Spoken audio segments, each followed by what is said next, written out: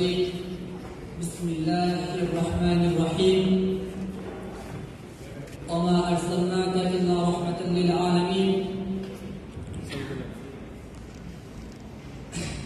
অন্ধকার এই বক্তৃতা মঞ্চের প্রধান বিচারপতি, বিজ্ঞ বিচারক মণ্ডলী, সুদক্ষ পরিচালক ও আমার সামনে উপস্থিতি আমার প্রাণপ্রিয় সহপাঠী ভাই বোনেরা, সকল থেকে আজকের এই সিরাত প্রোগ্রামে আমার টপিক হলো আদর্শ সমাজ গঠনের রাসূল সাল্লাল্লাহু আলাইহি ওয়াসাল্লামের জীবনী। সর্বপ্রথম ওই মহান রব্বুল আলামিনের দরবারে শুকরিয়া জ্ঞাপন করছি যে রব্বুল আলামিন আমাদেরকে বর্তমান জামানার বিভিন্ন ফিতনা ফাসাদ থেকে দূরে রেখে আজকে এই সুন্দর একটা প্রোগ্রামে আমাদেরকে আসার মতো তৌফিক দান করেছেন, আমাদের সকলকে সুস্থ রেখেছেন। এই কারণে সবাই একবার একই কণ্ঠে মহান রব্বুল আলামিনের কাছে শুকরিয়া আদায় করি, বলি আলহামদুলিল্লাহ। আলহামদুলিল্লাহ। আদর্শ সমাজ গঠনে রাসূল সাল্লাল্লাহু আলাইহি ওয়াসাল্লামের জীবনী যদি আমি বলতে চাই, সর্বপ্রথমে বলা যেতে পারে আজ থেকে 1450 বছর আগে যে জামানাটা ছিল এক বর্বরতার যুগ, অন্ধকারের এক যুগ, যে যুগের মানুষগুলো নিজেদেরকে হারিয়ে ফেলেছিল এক গভীর অন্ধকারে, এবং তারা নিজেরাও জানতো না যে তারা কি কাজগুলো করতো এবং সমাজে সেগুলোর কতটুকু মূল্যায়ন আছে, এবং কি তারা এমন এক অধঃপতনের দিকে চলে গিয়েছিল যে তারা নিজেদের সন্তানদেরকেও, মেয়ে সন্তানদেরকেও বা কন্যা সন্তানদেরকেও জীবিত হত্যা করে ফেলত এবং কবর দিয়ে ফেলত।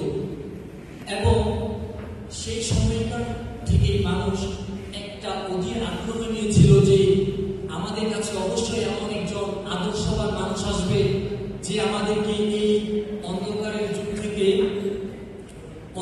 যুগ থেকে বের করে আলোর দিকে, আলোর দিশায় আমাদেরকে নিয়ে যাবে, এবং সেই শান্তির সত্তাবাদ ও চূড়ান্ত এক আশায় মহান রব্বুল আলামিন আমাদেরকে রাসূল করিম সাল্লাল্লাহু আলাইহি ওয়াসাল্লামকে পাঠিয়েছেন। এবং রাসূল সাল্লাল্লাহু আলাইহি ওয়াসাল্লাম যখন শৈশব থেকে কৈশোর থেকে যৌবনে পদার্পণ করলেন এবং সমাজের এই বাজে চিত্রগুলো তিনি দেখলেন, তিনি ভাবতেছিলেন কিভাবে এগুলো থেকে সমাজের প্রতিটি মানুষকে শান্তির দিকে, আলোর দিকে এবং আদর্শের দিকে নিয়ে আসা যায়।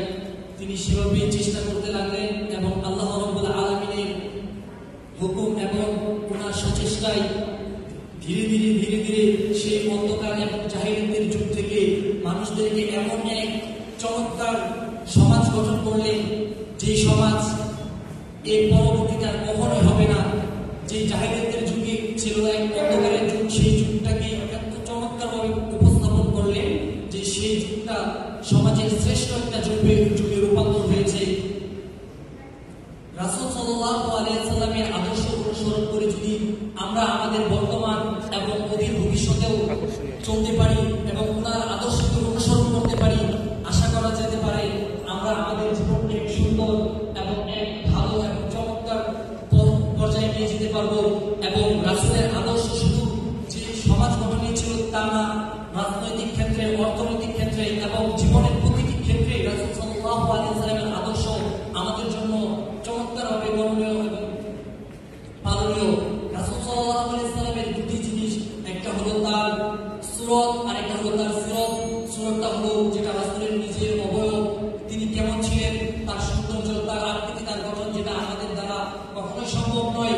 কিন্তু যেটা সিরত, সেটাকে অবশ্যই আমরা যদি পালন করি, নিজেদের ভিতরে ধারণ করি, অবশ্যই আমরা আমাদের বর্তমান সমাজ এবং অদূর ভবিষ্যতেও এক সুন্দর প্রজন্ম নিয়ে যেতে পারবো ইনশাআল্লাহ, আশা করি। এবং সকলের কাছে এটাই আশাবাদী যে সবাই রাসূলের আদর্শকে এবং রাসূলের সিরাতকে প্রতি বছর রাসূলের যে জন্মবার্ষিকী হোক আর যেটাই আমরা বলি না কেন, সেইটা নিজেদের ভিতরে চর্চা করব এবং নিজেদের ভিতরে পালন করার চেষ্টা করব, যাতে নিজে এবং আমাদের সমাজের প্রতিটি ক্ষেত্রে সেই সৌন্দর্যকে ছড়িয়ে দিতে পারি, সেই চেষ্টা করব।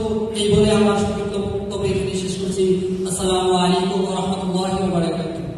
মাশাআল্লাহ, মাশাআল্লাহ, মাশাআল্লাহ।